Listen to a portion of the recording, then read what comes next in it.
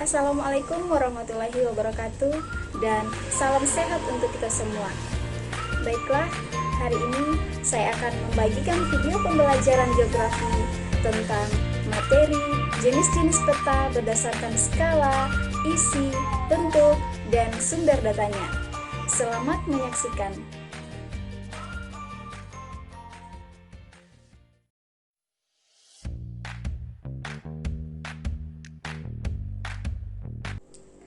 Baiklah anak-anakku semua, saya akan coba tampilkan hasil capaian motivasi belajar anak-anakku semua pada kegiatan siklus 1 dan siklus 2.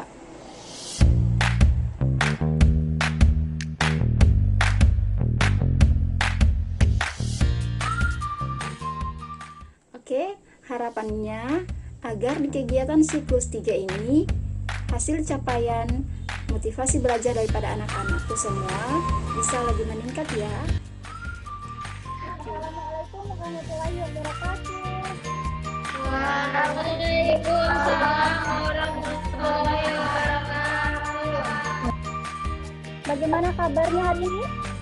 Baik, Bu. Kedengaran suaranya saya? Iya, Bu. Oke, adik-adik semuanya. Hari ini sebelum memulai pembelajaran, saya minta satu orang pimpin doa ya. Baiklah, sebelum kita belajar, marilah kita berdoa menurut keyakinan dan kepercayaan masing-masing. Berdoa dimulai.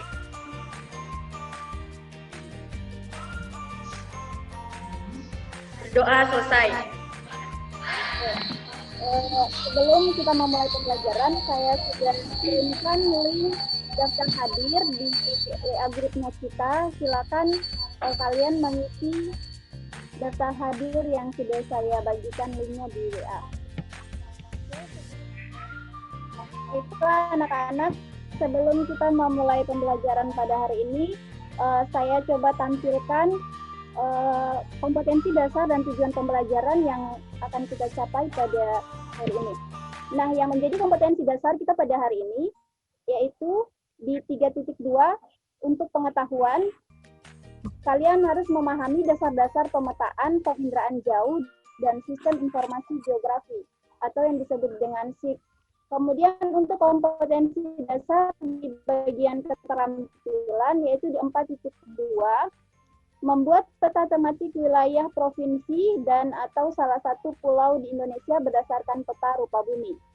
Nah, yang menjadi tujuan pembelajaran kita pada hari ini yaitu melalui pembelajaran daring dengan menggunakan mode belajar Wordsware melalui aplikasi Zoom dan metode diskusi kelompok, peserta didik mampu yang pertama menjelaskan jenis-jenis peta berdasarkan skala, isi, bentuk, sumber data, dan sifat datanya. Kemudian yang kedua, peserta didik mampu membedakan jenis-jenis peta berdasarkan skala, isi, bentuk, sumber data, dan sifat datanya. Nah, sebelum kita masuk pada tujuan pembelajaran kita pada hari ini, untuk anak-anakku semua, apakah ada yang masih ingat materi kemarin yang sudah kita bahas di minggu kemarin? Peta adalah gambaran suatu wilayah baik sebagian maupun secara keseluruhan yang digambarkan pada suatu bidang datar yang diperkecil menggunakan skala dan diperjelas menggunakan simbol-simbol. Oke, terima kasih Rofik. Ada lagi yang lain? Oke. Itu yang menjadi materi kita pada minggu kemarin, yaitu membahas tentang peta dan komponen peta. Nah, di sini kita masuk pada tujuan pembelajaran yang pertama, yaitu menjelaskan jenis-jenis peta berdasarkan skala, isi, bentuk, sumber data, dan sifat datanya. Nah, yang pertama, jenis peta berdasarkan skala. Yang pertama adalah peta kadaster. Peta kadaster adalah peta yang memiliki skala 1:100 sampai 1:5000. Biasanya peta ini digunakan untuk menggambarkan luas tanah. biasa digunakan untuk sertifikat-sertifikat tanah yang dinamakan dengan peta kadaster. Kemudian, nah ini contohnya. Yang berikut adalah peta skala besar. Peta skala besar adalah peta yang memiliki skala 1:5.000 sampai 1:250.000. Biasanya peta ini digunakan untuk peta kota, bukan dinamakan peta yang berskala besar ya, yang cakupannya luas.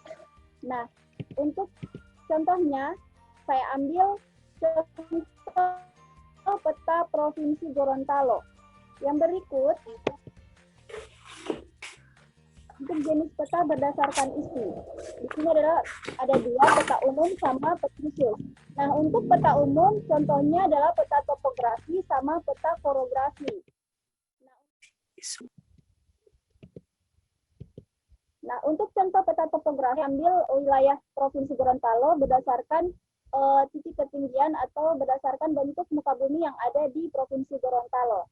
Nah, yang perlu adik-adik ketahui bahwa peta topografi adalah peta yang menggambarkan relief atau bentuk permukaan bumi atau relief itu sendiri yang seperti dilihat di lapangan seperti gunung, lembah, dataran tinggi, bukit, sungai, bangunan, jalan. Itu yang dinamakan dengan peta topografi. Jadi kita lanjut di jenis peta berdasarkan isi, yaitu peta diagram.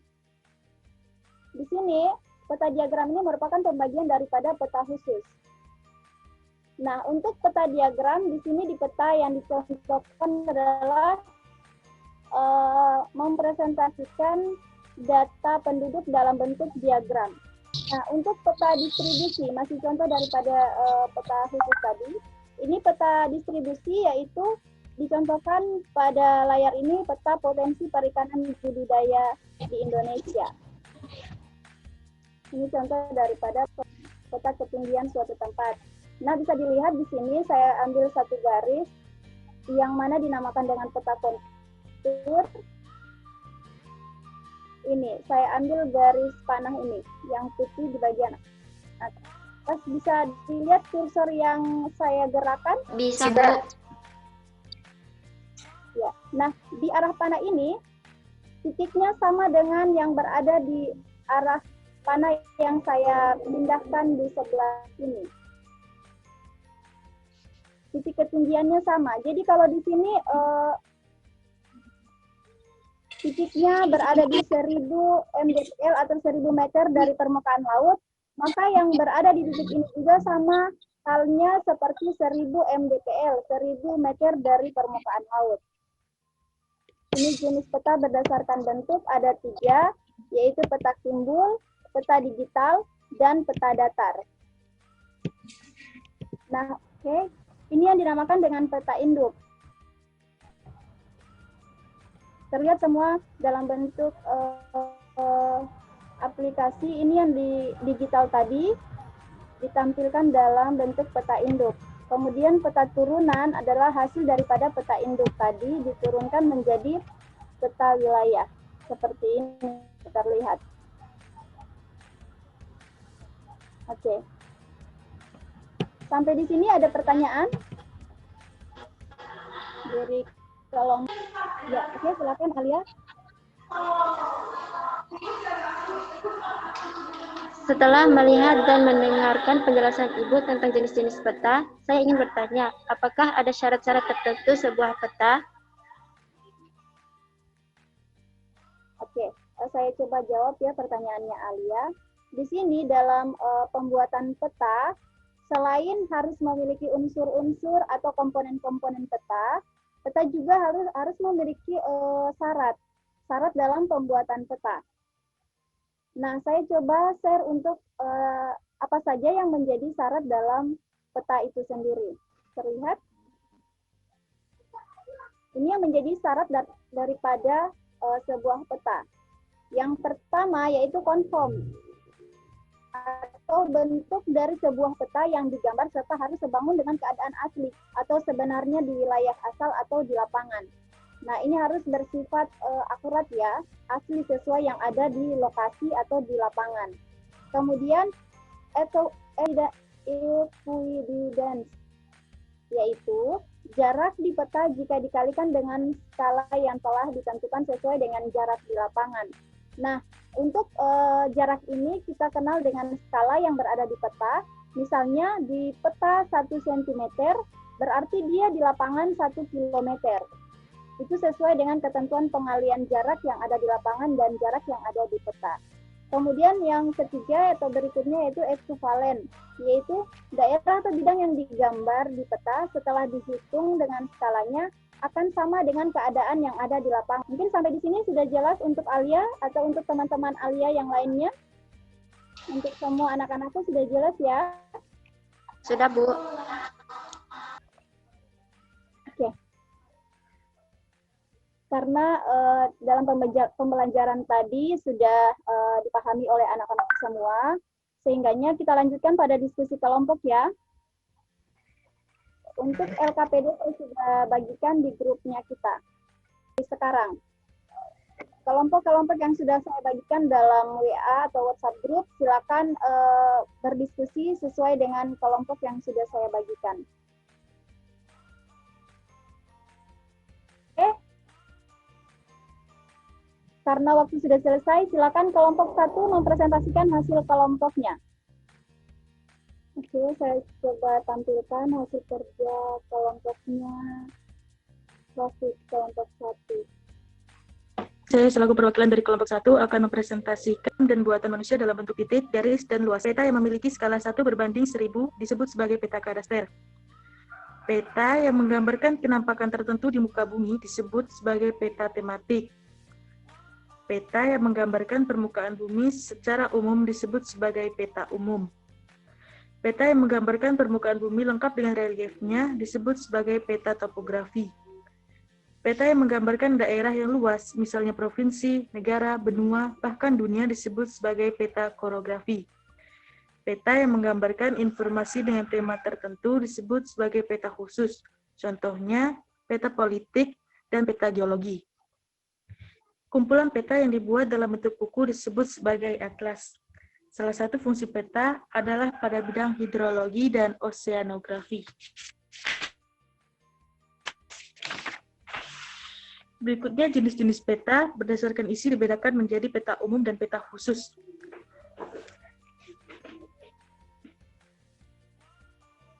Sekian presentasi dari saya, lebih kurangnya mohon maaf. Wassalamualaikum warahmatullahi wabarakatuh. Waalaikumsalam warahmatullahi wabarakatuh. Untuk semua anak-anakku yang sudah mempresentasikan hasil daripada kerja kelompoknya,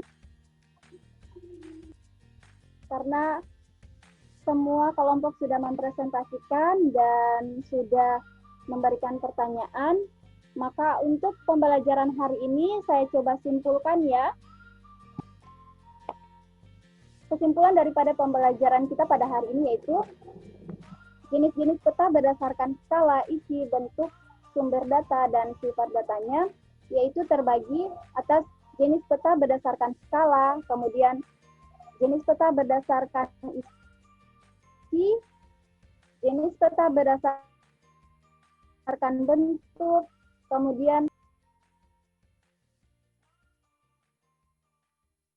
jenis-jenis peta dibedakan dalam beberapa macam.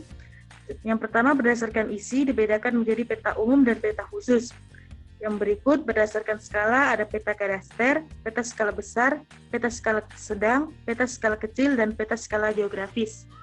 Kemudian berdasarkan bentuknya, peta juga dibedakan menjadi peta datar, peta timbul, dan peta digital.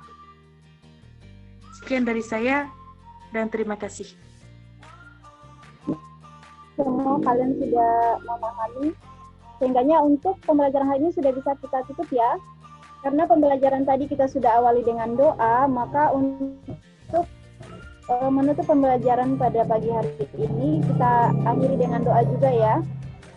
Silakan untuk Alia bisa memimpin doa untuk menutup pembelajaran kita. Baiklah, sebelum mengakhiri pelajaran ini, marilah kita berdoa sesuai keyakinan masing-masing. Berdoa mulai. Berdoa kasih Alia sudah mewakili teman-teman yang lain dalam berdoa untuk menutup pembelajaran kita pada hari ini. Insya Allah kita ketemu lagi di pembelajaran minggu depan dengan metode dan aplikasi yang sama. Semoga kita semua diberi kesehatan dan tentunya selalu diberi kebahagiaan agar bisa menjalankan tugas atau tanggung jawab sebagaimana biasanya. Tetap patuhi 3M, yaitu tetap menggunakan masker, jaga jarak, dan rajin.